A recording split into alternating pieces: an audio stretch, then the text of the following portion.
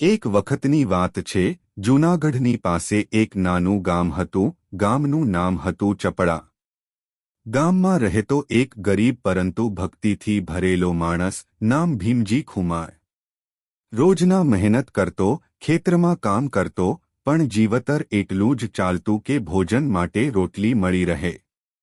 પરંતુ એની આંખોમાં એક અનોખો તેજ હતો. એના દિલમાં ચામુંડાની નિષ્ઠા અને પ્રેમ ભરેલો હતો. દરરોજ સવારના સમયે એ ચામુંડાની પહાડી તરફ જોઈને હાથ જોડતો અને બોલતો, જય ચામુંડામાં, આજે પણ તું મારી સાથે છે ને? ભીમજીના ઘરમાં ગરીબી હતી, પણ એનો મન અમીર હતો. પત્ની ક્યારેક કહેતી, અરે ભીમા, તું આખો દિવસ મહેનત કરે છે, છતાં ઘરમાં ધન નથી આવતું. ક્યારે સુધી તું આ ચામુંડાને યાદ કરતો રહેશે? ભીમજી સ્મિતથી જવાબ આપતો, માં મને કદી એકલો નથી છોડતી. એના આશીર્વાદથી જ હું શ્વાસ લઈ રહ્યો છું. એક રાત્રે ભીમજી ખૂબ થાકેલો હતો. આખો દિવસ કામ કરીને એ ભૂખ્યો સૂઈ ગયો.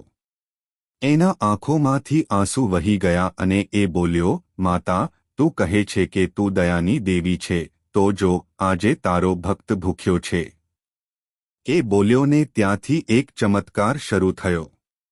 અચાનક ઘરમાં હળવો પ્રકાશ ફેલાયો, સુગંધ આવવા લાગી, પવન હળવો થતો ગયો અને હવામાં એક મમતા ભરેલો અવાજ આવ્યો, ભીમા, તું મને હૃદયથી બોલાવ્યો છે, હું આવી ગઈ છું. ભીમજી ડરી ગયો, પણ એ બોલ્યો, તમે કોણ? આવાજ બોલ્યો, હું તારી માં ચામુંડા છું.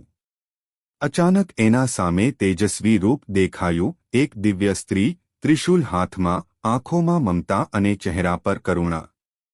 એ બોલી, ભીમા, તું તારી નિષ્ઠાથી મને બોલાવી લીધો છે. હવે કદી તું ભૂખ્યો નહીં રહે. માતાએ કહ્યું, ઘરમાં જે માટીનો ચૂલો છે, એની અંદર જોઈને જો. ભીમજી આશ્ચર્યમાં ચૂલા તરફ દોડ્યો. એણે માટી ખોદી અને શું જોયું? ચમકતું સોનું, ચાંદી અને અનાજના દાણા ભરેલા. એ આંખોમાં આંસુ લઈને બોલ્યો, માતા, આ તો ચમત્કાર છે. ચામુંડા માતા હસીને બોલી, હા ભીમા, પણ યાદ રાખજે, આ ધન તારી જરૂર માટે છે, લાલચ માટે નહીં. જો તું સત્ય માર્ગ છોડશે, તો આ ચમત્કાર ખતમ થઈ જશે. ભીમજી એ વાત હૃદયમાં ઉતારી લીધી. એ કદી લાલચી ન બન્યો. ગામના ગરીબોને મદદ કરતો, અનાજ વહેંચતો અને દર શુક્રવારે ચામુંડાના મંદિરમાં દીવો પ્રગટાવતો. એના ઘરમાં સુખ આવ્યું, પણ એના મનમાં વિનમ્રતા જ રહી. કેટલાક વર્ષો પછી એ જ ગામમાં એક ધનિક વેપારી આવ્યો. એણે ભીમજીની વાર્તા સાંભળી અને વિચાર્યું, જો હું પણ એવી રીતે માતાને બોલાવી શકું, તો મારી ધનદોલત અનેક ગણી વધી જશે. એ રાત્રે પહાડ પર ગયો, હાથમાં દીવો લઈને માતાને બોલાવતો રહ્યો, પણ એનો મન લાલચથી ભરેલો હતો. એ બોલ્યો, માતા, મને ધન આપ, સોનું આપ. પણ માતાનો સ્વર આવ્યો, જે મનમાં લાલચ લઈને બોલાવે છે, એને આશીર્વાદ નહીં મળે, પરીક્ષા મળશે. અચાનક વીજળી કડકી, પવન ઉઠ્યો અને એ વેપારી પહાડ પરથી લપસી પડ્યો. ગામવાળા બીજા દિવસે એના ખભા પર ખંજવાળના નિશાન સાથે એને બેભાન હાલતમાં શોધી લાવ્યા. એ દિવસ પછી વેપારીએ લાલચ છોડી દીધી અને ચામુંડાનું નામ લેવું શરૂ કર્યું. સમય વીત્યો, પણ ચામુંડાની ખ્યાતિ વધી. અનેક લોકો પહાડ પર આવવા લાગ્યા. કોઈએ સંતાન માટે માગ્યું, કોઈએ આરોગ્ય માટે, કોઈએ શાંતિ માટે. અને હજારો ભક્તોએ કહ્યું કે માતા સાંભળે છે. ધીરજ રાખો, શ્રદ્ધા રાખો, એ ચોક્કસ પ્રગટ થશે. એક વૃદ્ધ સ્ત્રી કહેતી હતી કે એને વર્ષોથી સંતાન નહોતું. એ દર એકાદશી અને પૂનમના દિવસે માતા પાસે જઈને દીવો કરતો.